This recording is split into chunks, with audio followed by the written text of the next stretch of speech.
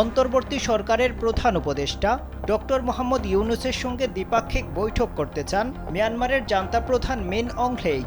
থাইল্যান্ডের রাজধানী ব্যাংককে আগামী সপ্তাহে অনুষ্ঠেয় বিমস্টেকের শীর্ষ সম্মেলনে অংশ নেবেন মিয়ানমারের জান্তা প্রধান। এই সম্মেলনে বাংলাদেশের অন্তর্বর্তী সরকারের প্রধান উপদেষ্টা ডক্টর মোহাম্মদ ইউনূসের সঙ্গে দ্বিপাক্ষিক বৈঠক করতে চান তিনি।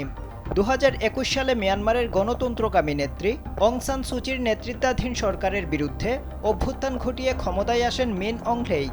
অভ্যুত্থানের পর দেশজুড়ে ছড়িয়ে পড়া গৃহযুদ্ধের মাঝে থাইল্যান্ডে এই বিরল সফরে যাচ্ছেন তিনি।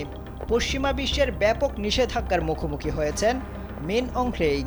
একই সঙ্গে আসিয়ানের প্রস্তাবিত শান্তি পরিকল্পনা বাস্তবায়নে ব্যর্থতার দায়ে দক্ষিণ পূর্ব এশিয়ার দেশগুলোর এই জোটের শীর্ষ সম্মেলনেও অংশ নিতে নিষেধ করা হয়েছে তাকে।